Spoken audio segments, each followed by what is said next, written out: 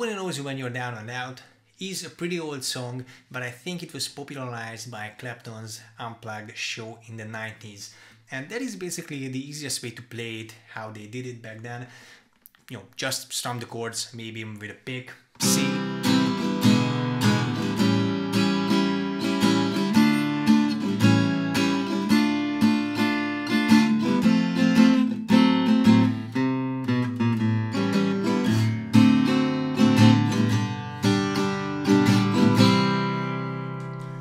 Now, if you want to make this a little bit more fun, you can of course finger pick it. And in the first easier version, what I did was basically use the same chords, the same open chords, cowboy chords that we know, just, you know, picked it finger style. Now, there's two things I would like to talk about. First is try to draw out a little bit of a melody out of this whole thing, because you got your bass note, but the high registers or the top notes of the chords, try to make something out of them that doesn't clash with the vocals, or, you know, the singing, but you know, adds a little more color to the chords. So what I did is basically, well,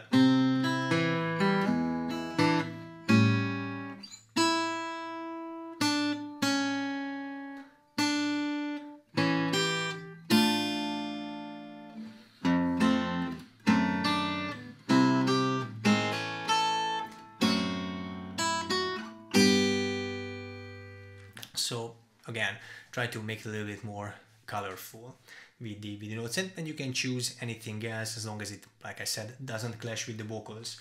Or you can also play something like this as like a break or a solo intro to the song before the singing starts. The other subject I would like to quickly touch on are the bass notes or bass lines, because I think it's pretty obvious what to play over C chord, E chord, A chord, because all these chords are starting on either on the low E string, the 6th string, or the 5th string. Therefore, you play your bass notes or your octaves, or 5th, you play on the 6th, 5th, and 4th strings. But we have this D minor and later the D7 chord, which starts on the D string. So what do we do in that case? Well, you can go on basically down or up at the G string, but I wouldn't recommend to do it because it might get in your way of your melody, or, you know, just have you arpeggiate the chords itself.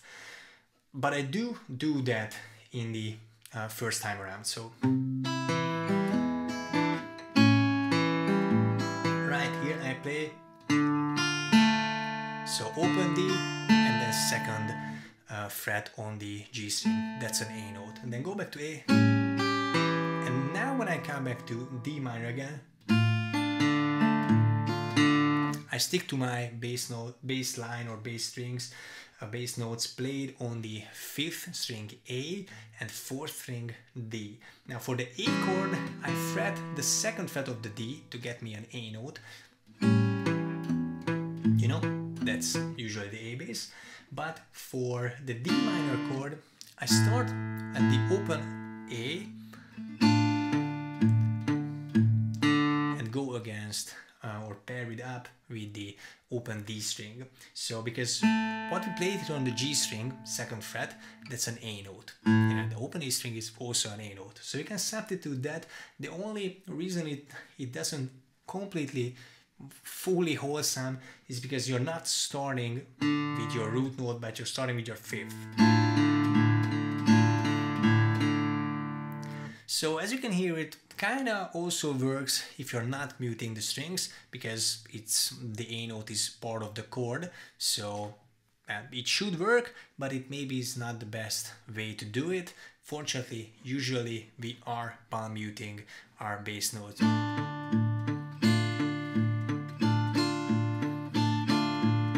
And it sounds much nicer, much more convincing that way, and I think it's even easier to play with this A bass note instead of going up to the G.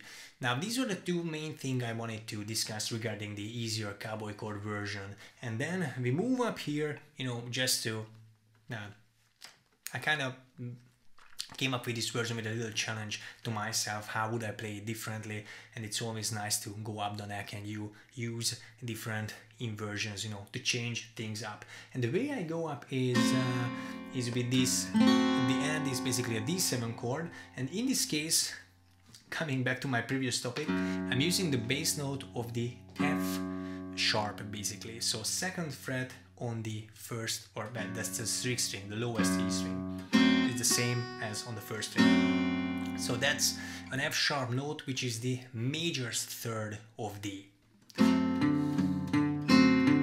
And that also works if you play it with the open D string.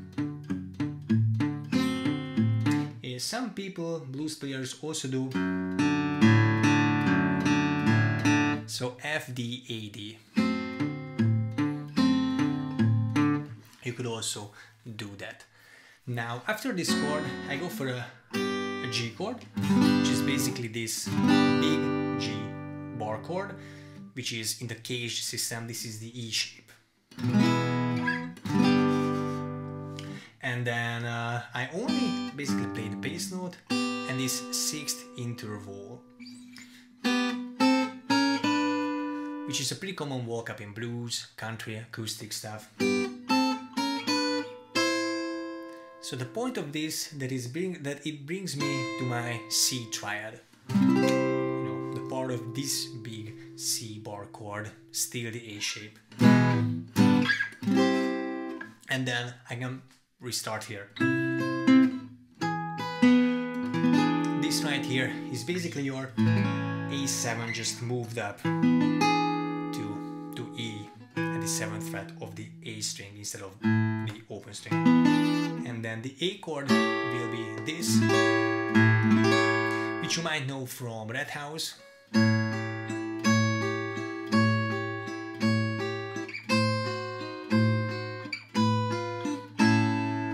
Or, you know, Robert Johnson songs. And that's Key to the Highway, another lesson. So the best way to put this, because you need your bass note, is this A7, which is basically the same as your open position D7. And then we go here. This is your D minor with your pinky well, taken out of the equation, so that you have this C note, 5th on the G string, that will give you the minor 7.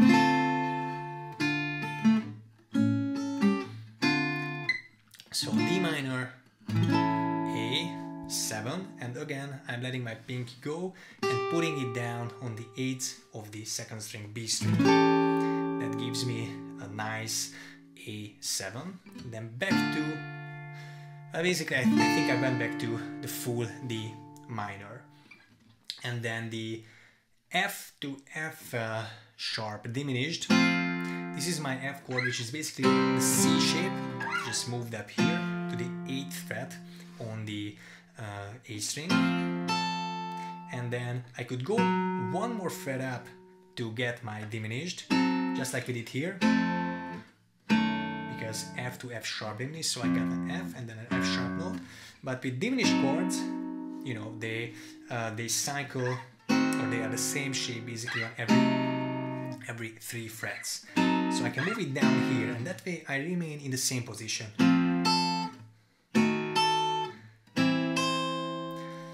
And again, to come up with this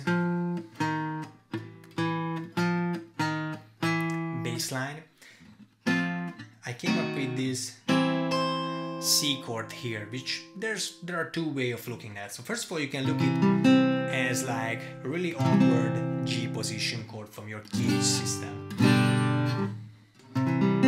which I don't think nobody ever uses. So the best way to look at this is being this C chord, or C7, derived from your A and A7, you just move it up, and then adding a bass note of E. Now E is the major 3rd of C, so that's within a major triad. Again, might not be the best thing to use a note as a bass note that is not the root, but it works because of this bass line. And then to A, which is again this chord. I'm just not playing it in its entirety and using my open string. This right here is another version of D7.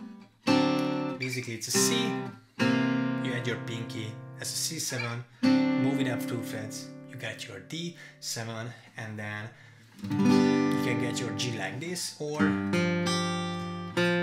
you can basically get a G7 with the F note, that is the 3rd fret of the D string. And then back to C. Now a good way to finish up this song at the really end is to play this F chord with this triad, so basically the insides of your big F chord. Again, move your F note up a semitone to get your F sharp diminished, and you're walking down.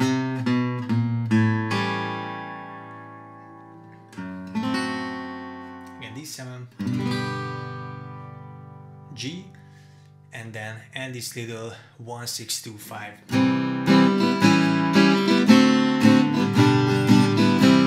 C is the 1, A is the 6, D7 is the 2, G is the 5.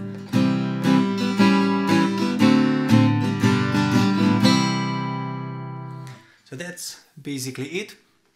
I guess this video didn't got to be as long as I usually ramble on, so I'm happy about that. Hope you are too, and I really hope this breakdown, or these breakdowns I'm trying to do nowadays, are helpful, because yes, seeing the tab is a good thing and you can get a lot of things, you can replicate a lot of things right away, but to understand what's going on behind all, and the reason why I'm choosing and how these chords fit each other, I think that mainly comes out of these breakdowns, so discussions, talking, and I'm happy to continue that in the comment section. So let me know how you like this, let me know if you have any questions, and as always, see you in the next video.